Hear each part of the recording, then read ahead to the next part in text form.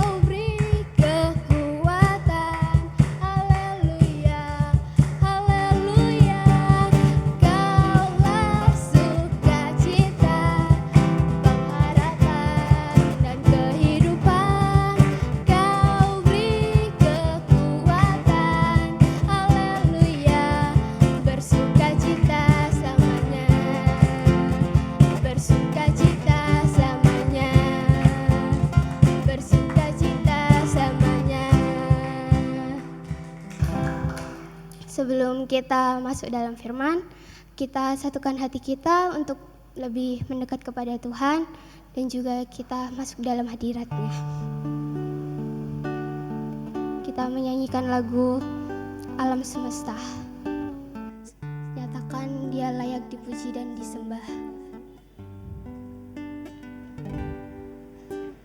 Alam semesta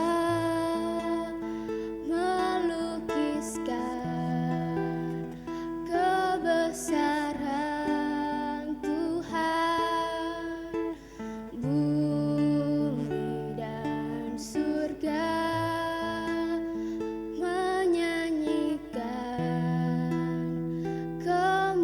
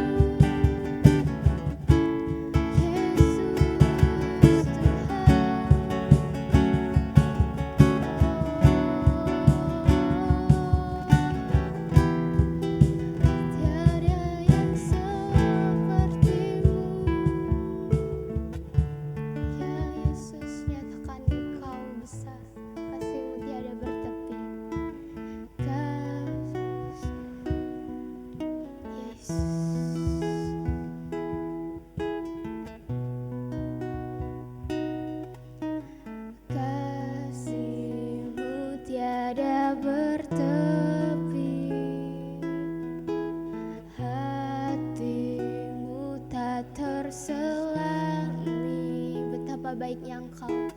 Betapa baiknya Engkau, ku bersyukur padamu. Perkenananmu ya Tuhan nyata di dalam hidupku. Sungguh Kau termulia, sungguh Kau yang termulia. Jiwaku pun menyembah, ku angkat hatiku, tinggikan namamu. Hanya Yesus Kau anugerah terbesar, ku naikkan syukurku untuk kemurahan-Mu. Hanya Yesus Kau anugerah terbesar. Ya Yesus, kasih-Mu tiada bertepi, hati-Mu tak terselam, hati-Mu tak terselam. Betapa baiknya Engkau, ku bersyukur padamu.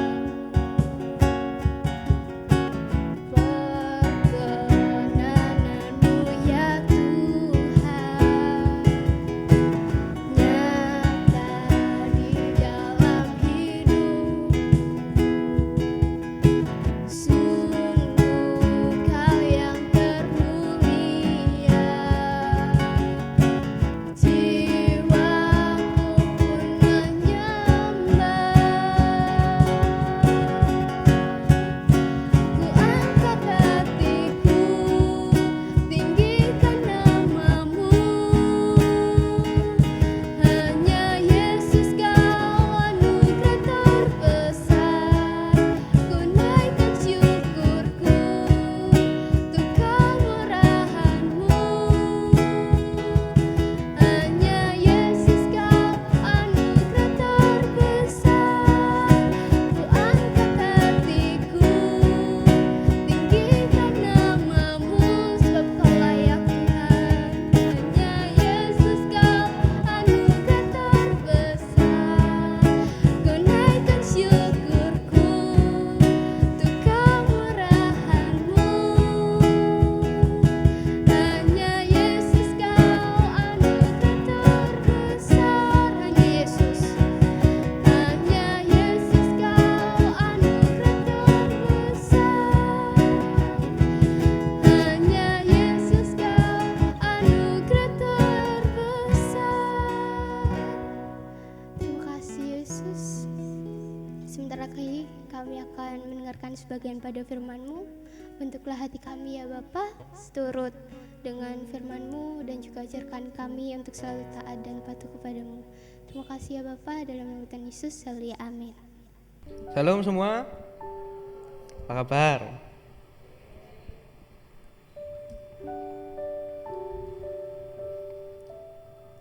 Kita semua bersyukur karena masih diberi kesempatan ya hari ini untuk beribadah kembali meskipun tidak seperti normal lagi. Ya, masih pakai masker semua. Gimana rasanya hidup pakai masker terus? Nah, enak ya? Ibadah pakai masker enak? Ambekan angel. Nyanyi. Nek melerku gak enak ya. Meler gilani gitu. Jadi sebenarnya dari dulu kita tuh harusnya bersyukur kalau kita diizinkan untuk bisa ibadah dengan normal. Karena kita tahu sekarang rasanya ibadah tak normal lu gimana. Ya. Nah, hari ini tanya apa dulu? Halo Ivon, selamat datang gabung dengan remaja PBIS Gideon ya. Ucapkan halo dulu, halo. Ya, hari ini kita akan belajar tentang firman Tuhan yang saya beri judul Tuhan ada di situ. Maksudnya apa? Kita buka dulu ya.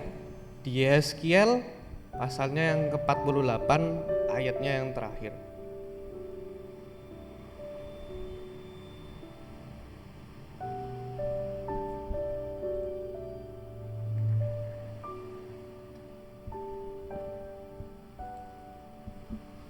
Udah dapat semua? Udah dapat? Yeskiel 48 ayatnya yang terakhir yaitu di ayat 35. Jadi keliling kota itu adalah 18.000 hasta. Sejak hari itu nama kota itu ialah Tuhan hadir di situ. Jadi saya ambil judul khotbah ini dari ini, ayat ini, Tuhan hadir di situ. Kenapa? Kalau mungkin kita baca hanya sekilas gini, kita akan susah mengerti.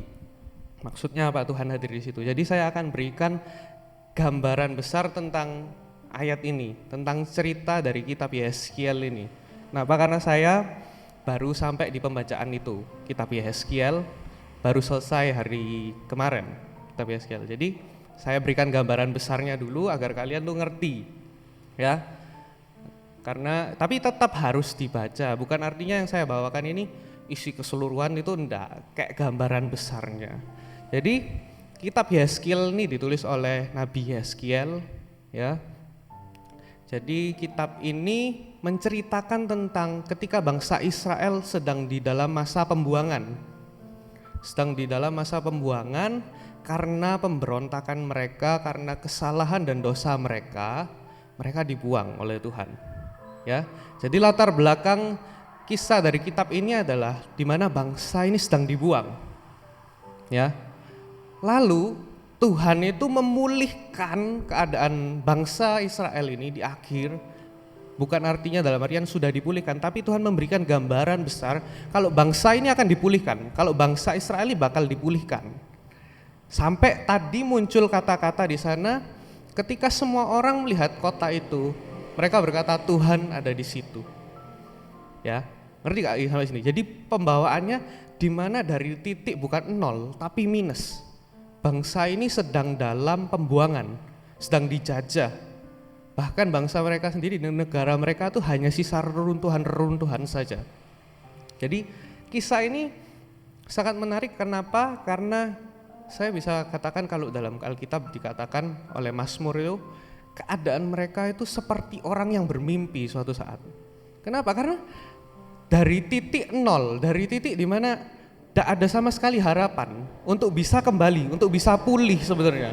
Bangsa ini sama sekali tidak punya harapan untuk bisa pulih sebenarnya. Kenapa? Ayo kita coba baca dulu ceritanya, latar belakangnya. Saya akan kasih ayat cerita-cerita gambaran besarnya ya. Kalau mungkin kalian yang bermain game, kalian bisa bilang ini epic comeback. Epic comeback. Semua tahu ya, epic comeback. Jadi keadaan yang ketika kalian diserang, kalian tuh tidak ada harapan untuk bisa menang, tapi bangsa ini bisa menang gitu dengan cara yang unik gitu. Ya. Kita baca dulu di Yeskiel di Yeskiel 16. Yeskiel 16.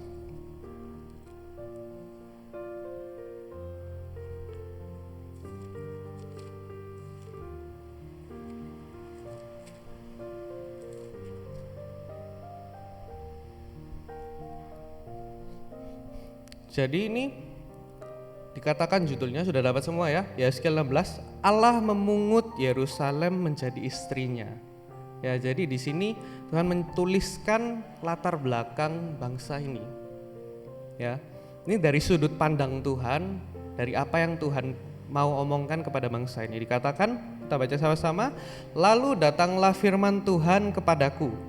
Hai anak manusia, anak manusia ini Yeskiel yang dimaksud di sini, beritahukanlah kepada Yerusalem perbuatan-perbuatannya yang keji, dan katakanlah, beginilah firman Tuhan Allah kepada Yerusalem. Ya, ini kisahnya, kisah dari Yerusalem ini. Asalmu dan kelahiranmu ialah dari tanah Kanaan.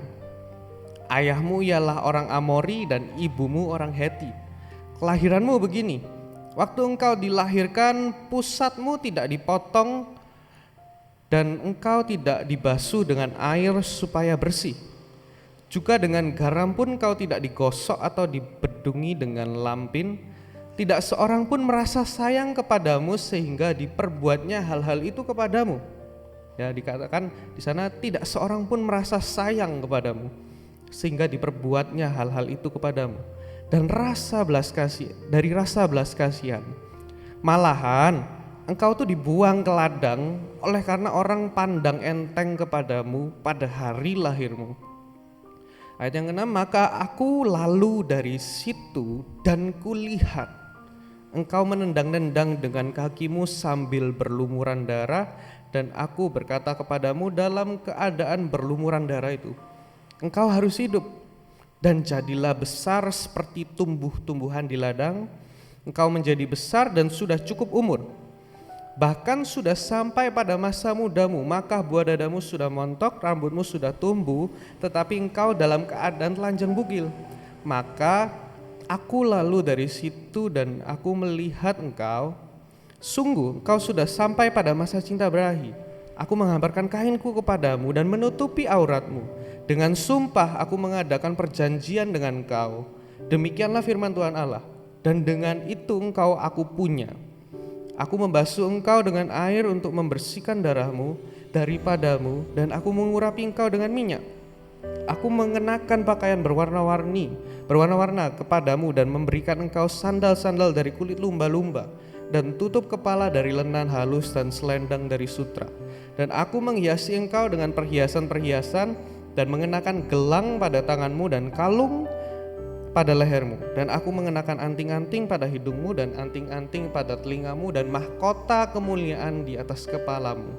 Dengan demikian engkau menghias dirimu dengan emas dan perak. Pakaianmu lenan halus dan sutra dan kain berwarna-warna. Makananmu ialah tepung yang terbaik, madu dan minyak, dan engkau menjadi sangat cantik sehingga layak menjadi ratu. Dan namamu termasyur di antara bangsa-bangsa karena kecantikanmu, sebab sangat sempurna adanya oleh karena semarak perhiasanku yang kuberikan kepadamu. Demikianlah firman Tuhan. Kita lanjut dulu.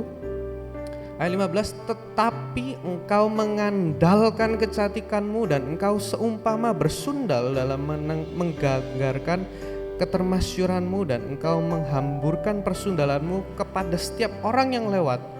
Kau mengambil dari pakaian-pakaianmu untuk membuat bukit-bukit pengorbananmu berwarna-warni, dan kau bersundal di situ.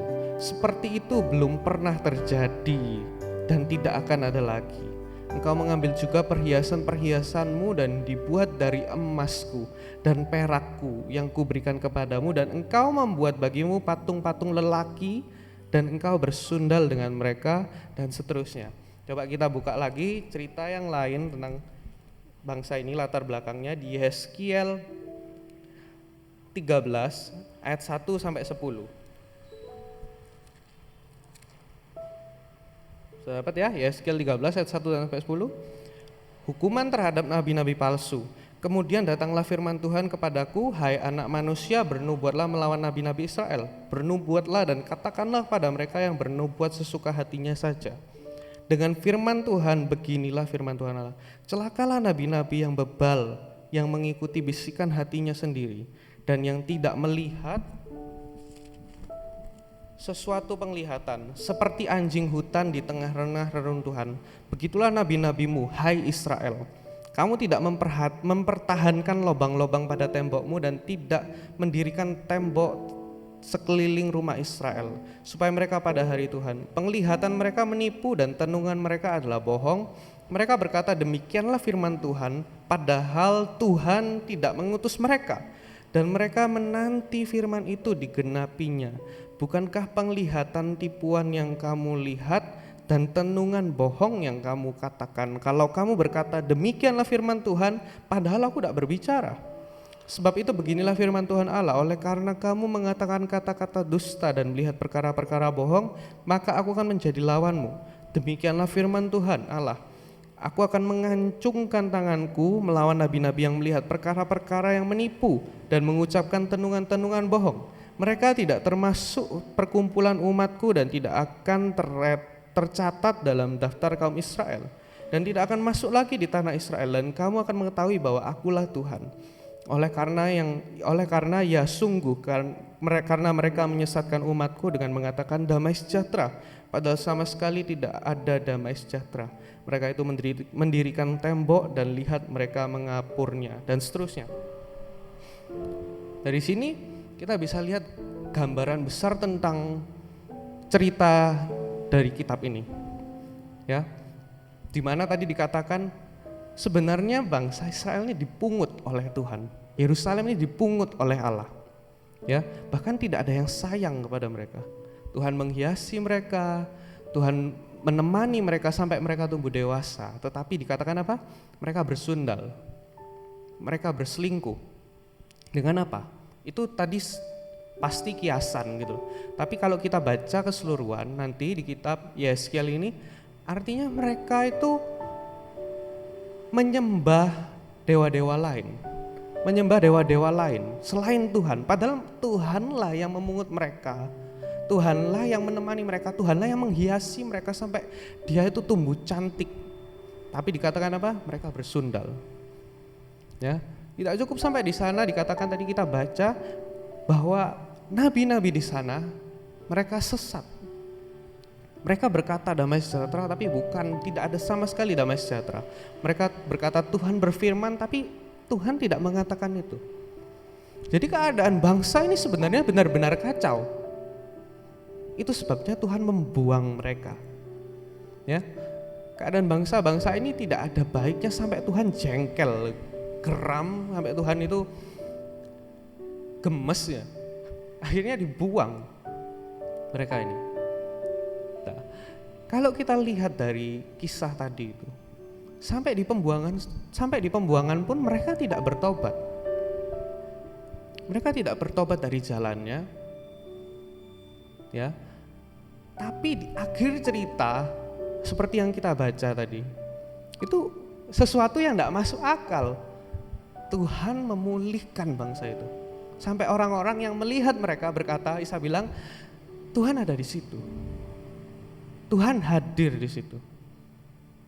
Saking luar biasanya keadaan bangsa itu.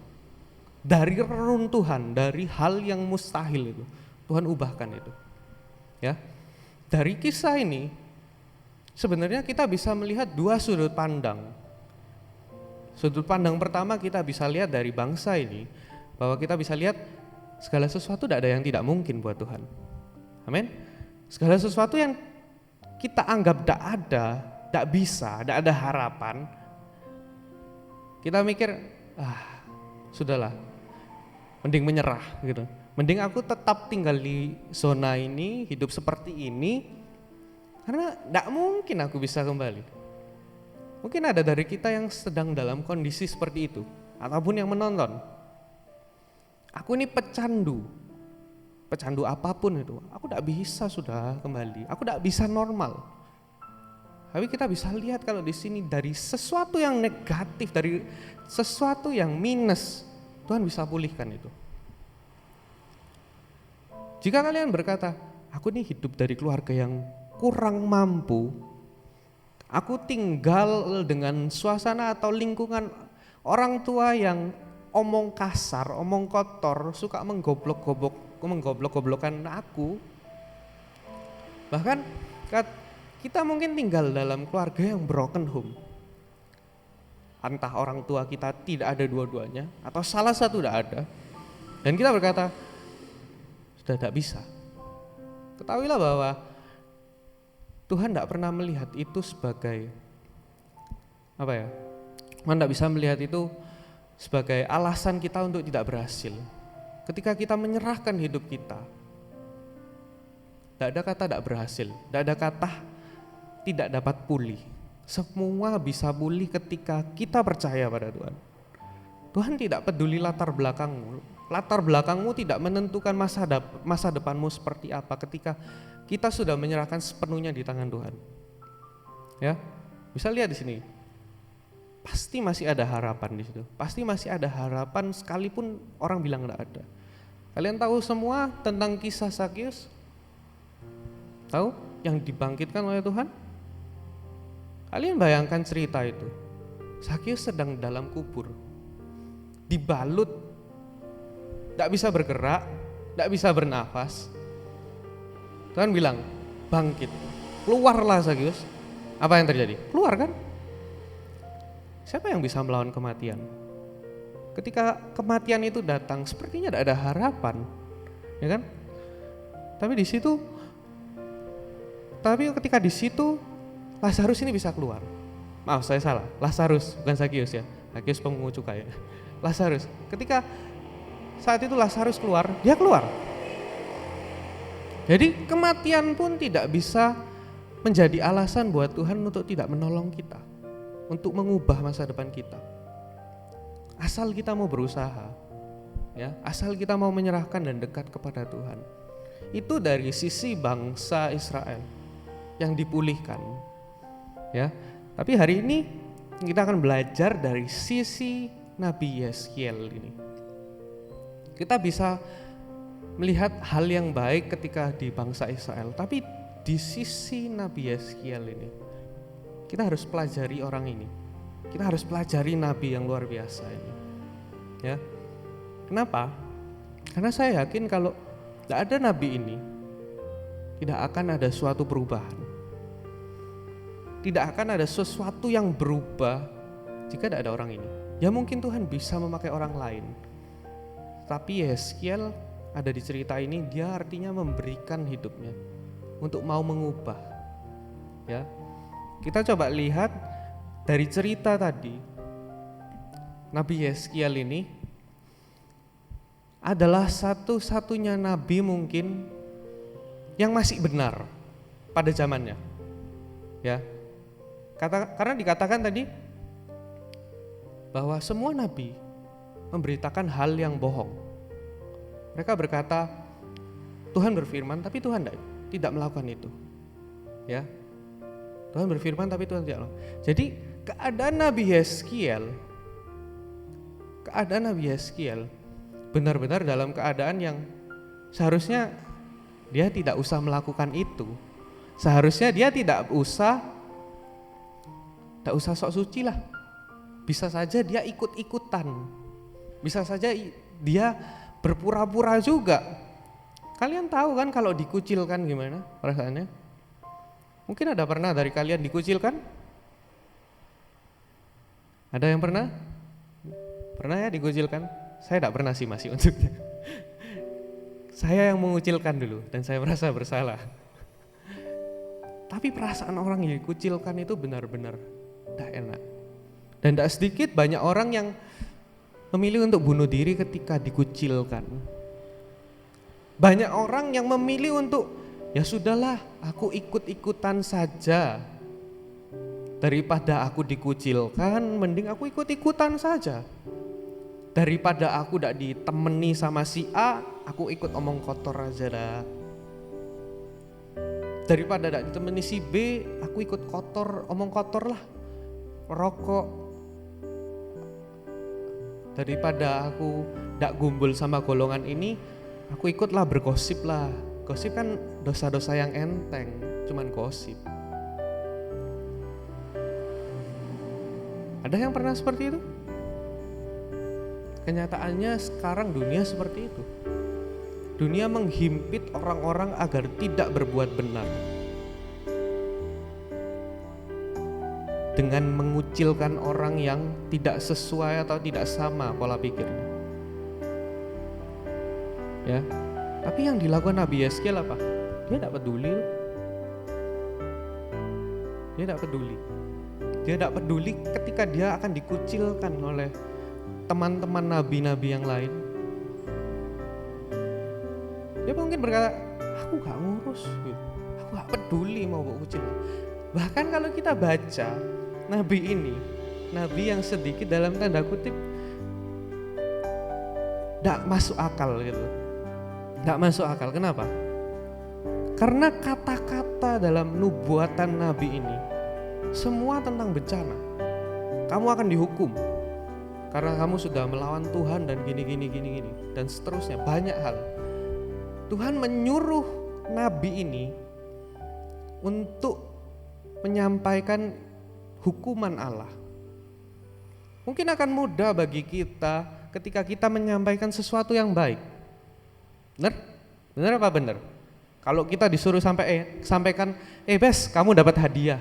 Gampang kan? Tapi kalau kita disuruh nyampaikan ke orang, kayak Bes ini, Bes, besok ya kamu akan jatuh miskin. Kita lakukan itu enggak? Sulit loh untuk melakukan itu. Dan itu yang dirasakan oleh Nabi Yeskiel. Dia dipakai Tuhan bukan untuk memberitakan kabar yang didengar telinga itu baik. Dia dipakai Tuhan untuk menegur dan memberi hukuman. Tentunya dari Tuhan. Itu sesuatu yang enggak enak loh. Kalau aku jadi Nabi Yeskiel, aku enggak mau. Ya kan, sulit. Lebih baik aku memberitakan kabar yang baik-baik saja. Kamu diberkati, kamu diselamatkan. Enak kan? Tapi Nabi ini lain. Panggilannya untuk menegur. Ya. Apalagi yang kita bisa lihat dari Nabi Yeskiel ini, coba kita baca sama-sama di Yeskiel 24 dari ayatnya yang ke-15. Coba kita baca. Sudah dapat semua? Yeskiel 24 ayatnya yang ke-15. Sudah dapat? Saya bacakan. Kemudian datanglah firman Tuhan kepadaku, hai anak manusia, lihat, aku hendak mengambil daripadamu dia yang sangat kau cintai, seperti yang kena tulah. Tetapi janganlah meratap ataupun menangis, dan janganlah mengeluarkan air mata. Diam-diam saja mengeluh, jangan mengadakan ratapan kematian. Lilitkanlah destarmu dan pakailah kasutmu. Jangan tutupi mukamu dan jangan makan roti perkabungan. Pada paginya aku berbicara kepada bangsa itu dan pada malamnya istriku mati. Pada pagi berikutnya aku melakukan seperti diperintahkan kepadaku. Ya, stop di situ. Kalian bisa baca nanti. Apa yang kalian lihat? Istrinya bro, diambil. Ketika saya baca ayat ini, dalam hati saya bilang, saya gak terima Tuhan. Resiko mati, resiko nyawa hilang karena menubuatkan yang jelek-jelek, ya kan? Dikucilkan, ditambah lagi istrinya diambil bro. Istrinya diambil dan dia disuruh untuk tidak meratap. Tidak boleh nangis, tidak boleh berkabung. Dimana kita melihat pasangan kita yang terakhir kalinya, kita pengen punya momen di mana sedih, tidak boleh sama Tuhan.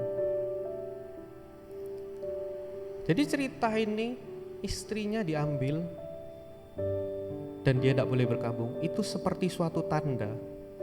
Jadi Tuhan memakai Nabi Yeskiel dengan mengambil istrinya itu sebagai perumpamaan untuk orang Israel. Gila nih, dipikirkan apa di otaknya. Dan ketika saya baca ayat ini, di ayat yang 18, pada paginya aku berbicara kepada bangsa itu dan pada malamnya istriku mati. Sesimpel itu dia ngomong kayak gitu, dia nulis itu. Saya tidak ngerti apa yang, tapi mungkin yang ditulis, dia menulis dengan menangis atau apa, saya tidak mengerti. Cuman ketika saya membaca itu kalimat yang sangat simpel menurut saya. Dimana aku malam ngomong sama bangsa itu, besoknya istriku meninggal. Kayak tidak berat gitu. Itu suatu tanggungan yang dilakukan Nabi ini, Nabi Yeskiel. Untuk siapa? Untuk satu bangsa yang kemungkinan tidak akan pulih. Untuk satu bangsa yang tidak ada harapan untuk balik. Karena saking bebalnya gitu loh. Karena saking gilanya, keras sekali hatinya. Keras kepala sekali.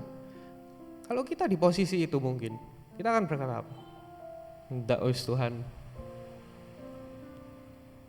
Kita aja kalau ketemu orang yang susah diomongi, susah dirubah, kita suruh ngomongi, omong ngono lah koncomu itu. Kita ngomong apa? Aduh, males. Sampai mulutku busan, sampai mati ngadek. Gak kira berubah. Dan kita milih untuk tidak menegur orang itu. Itu kita loh. Kita tidak diminta apa-apa sama Tuhan. Kita tidak sampai diambil sesuatu yang berharga itu, kita tidak diminta oleh Tuhan. Bahkan ketika tawaran itu datang dan kita akan dikucilkan saja, mungkin kita tidak akan memilih jalan Tuhan.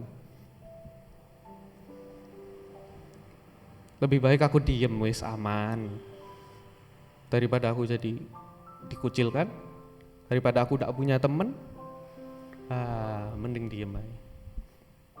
Daripada nyawaku melayang, main Mobile Legends masih enak. Kita berpikir gitu. Bahkan tidak sedikit kita untuk memilih menghabiskan waktu kita untuk kepentingan kita, untuk kepentingan kita sendiri, daripada kepentingan Tuhan. Kita lebih banyak memilih, lebih baik aku melakukan ini Tuhan, hidupku tenang-tenang saja, hidupku santai. Tidak usahlah baca Alkitab, tak usahlah cari kehendak Tuhan. Milih untuk sosmedan akhirnya, cantik ya, ganteng ya orang ini. Atau lihat drama Korea 4 season sampai habis dalam waktu seminggu. Lembur ya. Banyak loh yang seperti itu. Termasuk saya dulu. Firman ini bukan untuk siapa-siapa, tapi untuk saya. Kenapa saya menyampaikan ini? Karena ini menampar saya juga. Firman ini menampar saya. Saya diingatkan oleh Nabi ini ketika saya membaca ini. Betapa Nabi ini mencintai Tuhan dan mencintai sesamanya. Sampai dia tidak pedulikan dirinya sendiri. Bukankah itu juga yang dilakukan Tuhan Yesus? Ketika kita sering mengecewakan Tuhan dengan kita tidak meluangkan waktu untuk Dia, tidak mencari kehendaknya, tapi ketika dia datang, kita datang kepada Dia, Dia bilang apa? Tak apa-apa anakku, I love you. Dia mengesampingkan perasaannya hanya untuk kita bisa berubah.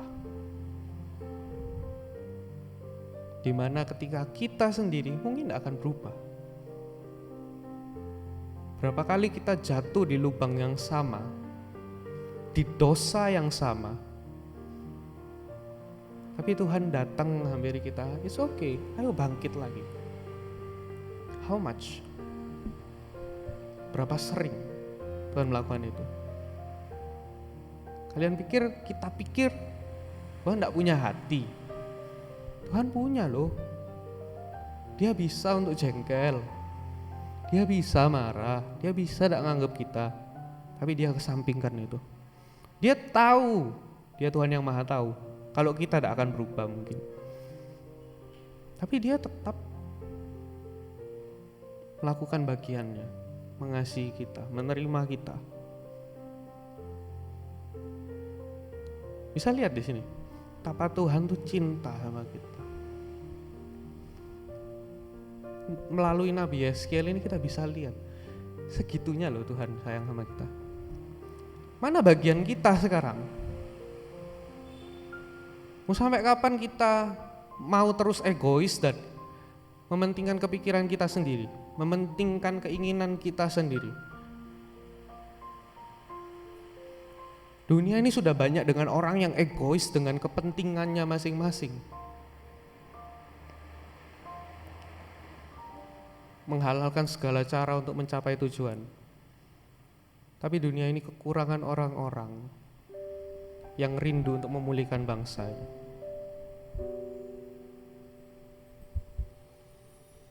Ada mungkin dari kalian yang kepikiran lah sepintas, aku pingin Tuhan lihat bangsa ini pulih. Gak usah jauh-jauh deh, Kota Keraksan pulih. Melihat semua jiwa kenal Tuhan Yesus. Melihat setiap jiwa menyembah Tuhan. Melihat setiap jiwa bahkan di dalam gereja tidak suam-suam kuku.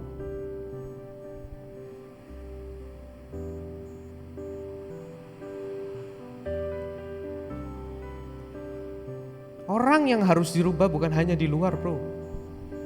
Orang yang harus dirubah juga di dalam gereja. Tidak semua orang di dalam gereja masih mengalami Tuhan. Tidak semua orang di dalam gereja mengalami kasih Tuhan. Sepintas dulu ketika mengalami kasih mula-mula, saya punya satu impian dan sampai sekarang itu masih ada. Saya kepingin Tuhan, dipakai Tuhan untuk bisa melihat setiap orang merasakan kasih Tuhan itu. Saya rindu untuk bisa melihat setiap orang itu tahu seberapa dalam kasihnya Tuhan dalam hidup mereka. Itu target besar saya. Gak tahu kan Tuhan bawa sampai mana.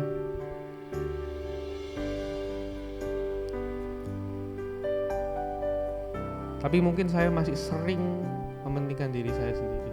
Dan sampai di kitab ini saya diingatkan kembali tentang kasih mula-mula itu. Dan itu yang mau saya sampaikan hari ini. Berhentilah memikirkan diri kalian sendiri. Milikilah kerinduan itu loh. Milikilah cita-cita untuk melihat jiwa-jiwa itu dipulihkan. Gak ada yang lebih indah kok. Ketika kalian sibuk dengan kepentingan kalian untuk memperkaya diri kalian, mempercantik diri kalian, memperganteng diri kalian, memperhebat skill kalian, apa yang akan kalian bawa? Gak ada kan? Sampai mati kalian gak akan bawa apa-apa. Bukan artinya saya bicara kayak gini gak boleh mengasah skill. Beda. Asah skillmu. Siapa yang suka musik? Belajarlah musik. Siapa suka olahraga? Belajarlah olahraga itu dengan sungguh-sungguh. Siapa suka berbisnis? Lakukanlah itu sungguh-sungguh. Tapi satu, untuk kemuliaan nama Tuhan. Tuhan tidak mau memakai kita cuma di mimbar, tapi melalui segala kehidupan kita. Dari atas kepala sampai bawah. Kalian mungkin familiar dengan cerita Alkitab yang tentang talenta. Hamba yang diberi 1, hamba yang diberi 2, 3, 5. Ya. Talenta di sana saya tidak belajar tentang bahasa aslinya, tapi saya pernah mendengar satu pengkhotbah berbicara yang dimaksudkan dalam cerita itu, 1 talenta itu beratnya saya lupa 24, sekitar 20 sampai 30 kalau gak salah ya, nanti dicari sendiri. Maksudnya apa? Meskipun kalian gak punya apa-apa dalam hidup ini, kalian cuma punya tubuh kalian gak punya apa-apa nih, kalian gak punya uang, kalian tidak punya skill, kalian cuma punya hidup, bisa nafas. Tuhan mau itu dikembangkan untuk kemuliaan nama Tuhan. Dan Tuhan bisa memakai itu untuk berbuah untuk orang lain. Jangan menunggu untuk mempunyai banyak hal baru memberkati orang. Jangan menunggu untuk diberkati dulu baru memberkati orang.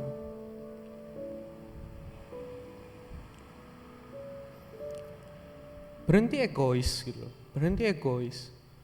Berhenti memikirkan diri sendiri. Maka semua yang ada dalam hidup kalian bisa dipulihkan. Terlebih lagi kota ini, terlebih lagi bangsa ini. Tuhan bisa pulihkan itu. Selama ada 1 orang saja. Dalam kitab ini dikatakan cuma 1 orang yang diceritakan, Nabi Yeskiel. Dia bisa mengubah seluruh bangsa Israel sampai Tuhan pulihkan. Satu itu di kamusnya Tuhan cuma angka. Satu di kamusnya Tuhan, satu orang itu bukan persentase keberhasilan. Bahkan melalui satu orang pun Tuhan bisa membuat persentase keberhasilan 100% untuk memulihkan sesuatu sesuai maunya Tuhan. Paham ya? Jangan pikir, kalau aku sendirian mana bisa aku ngerubah sesuatu. Banyak kita berpikir seperti itu.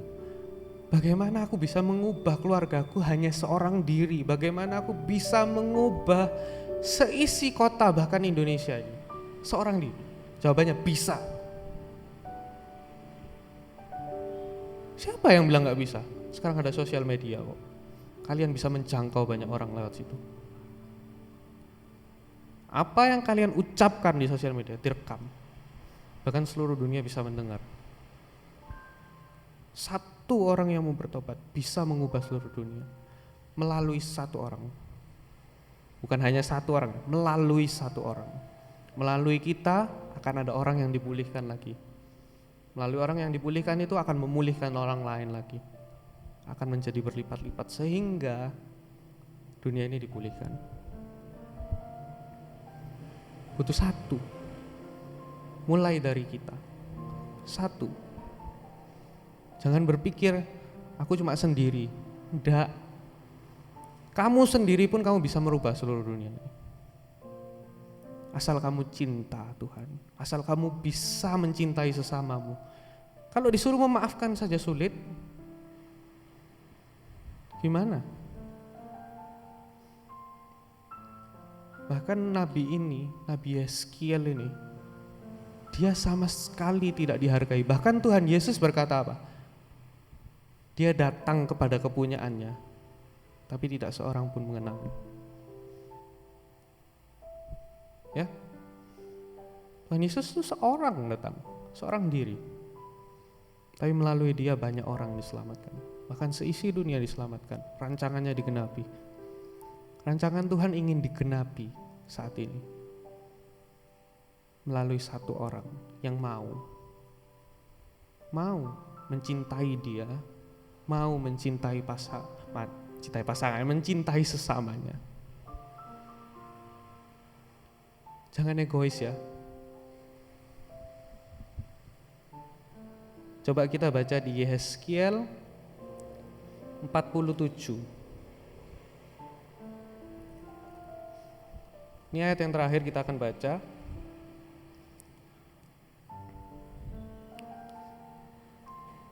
Sungai yang keluar dari bait suci.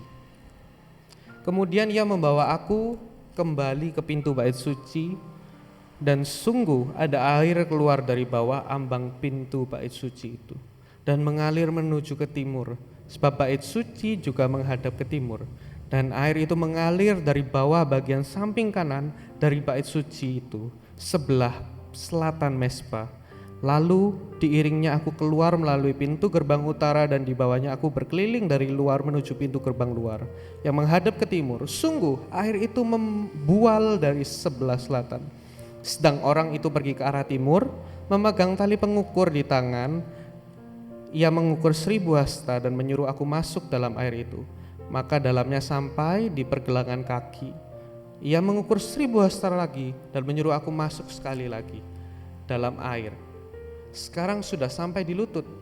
Kemudian dan seterusnya kita sambung mulai di ayat 8. Ia berkata kepadaku, sungai ini mengalir menuju wilayah timur dan menurun ke Araba, Yordan, dan bermuara di Laut Asin, air yang mengandung banyak garam, dan air itu menjadi tawar. Sehingga kemana saja sungai itu mengalir, perhatikan di ayat 9, sehingga kemana saja sungai itu mengalir, segala makhluk hidup yang berkeriapan di sana akan hidup. Ikan-ikan akan menjadi sangat banyak, sebab kemana saja air itu sampai, air laut di situ menjadi tawar, dan kemana saja sungai itu mengalir, semuanya di sana hidup. Maka penangkap-penangkap ikan penuh sepanjang tepinya mulai dari En-Gedi sampai En-Eglaim. Daerah itu menjadi penjempuran pukat dan di sungai itu ada berjenis-jenis ikan seperti ikan di laut besar sangat banyak dan seterusnya. Ya. Di sana katakan kalau kita baca sekilas mungkin tidak mengerti. Tapi saya mengalami ketika saya membaca ayat ini, saya diingatkan oleh satu lagu yang membuat saya mengalami kasih mula-mula itu. Lagunya gini cuplikannya ya. Sungai kehidupan dari tata Tuhan, memberikan kasih dan sembuhkan. Ku telah merasakan kasih Yesus di hidupku, dalam Yesus ku kan sembuh. Itu salah satu lagu favorit saya. Kenapa? Karena itu saya mengalami. Karena dengan lagu itu saya mengalami lagu itu. Saya mengalami sesuatu yang luar biasa. Dari masa lalu yang kelam, lalu Tuhan datang kepada saya dan bilang, aku mengasihimu. Dan dari situ saya hidup. Dari titik yang tidak mungkin kembali. Dan Tuhan membalikannya semudah membalikan telapak tangan. Itu yang Tuhan mau. Sungai dikatakan apa? Kemanapun ia mengalir apa? Ia akan hidup. Sungai itu memberi kehidupan. Yang itulah yang dilakukan Tuhan. Tuhan ingin mengalirkan sungai itu, air itu sampai ujung bumi melalui kita. Dan kemanapun kita pergi membawa Yesus dalam hidup kita, semua di lingkungan kita, sekeliling kita akan menjadi hidup dan Tuhan pulihkan. Itulah kerinduan Tuhan dalam hidup kita semua, membawa air itu. Sehingga banyak orang berkata ketika melihat di sana apa? Tuhan hadir di situ. Tuhan hadir di situ untuk memulihkan, untuk melawat. Rindu gak sih dipakai Tuhan sebegitu? Atau kita cukup puas dengan hidup kita yang untuk kepentingan kita saja? Puas dengan untuk menikmati semuanya sendiri? Atau kita rindu melihat semua orang itu hidup? Semua orang di dunia ini hidup, ya, tapi belum tentu dalamnya hidup. Ada mereka yang depresi, ada mereka yang susah, kesusahan, ada mereka yang intinya siapapun yang tidak mengenal Tuhan Yesus, dia tidak akan bisa hidup. Jadi mari kita jadi berkat di luar sana, jadi terang di luar sana. Sehingga setiap orang di sekeliling kita itu hidup. Jangan ketika malah kita ada orang melihat kita, justru orang berkata, tukang gosip lu. Itu ngomongin orang, lu gak bisa ngampuni lu aja ngomong kotor.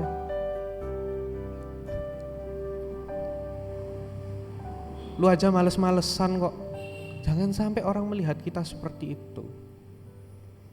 Kiranya orang ketika melihat kita ada di sana, dia bisa berkata, Tuhan hadir di situ. Sehingga banyak orang yang mau ke sana untuk mengenal Tuhan kita. Jadikan hidup kita ini sumber mata airnya Tuhan. Sampai orang tuh berbondong-bondong datang ke kita. Bukan untuk kita, tapi untuk kenal Tuhan dalam hidup kita. Amin. Amin ya. Oke, mari kita bangkit berdiri, kita berdoa.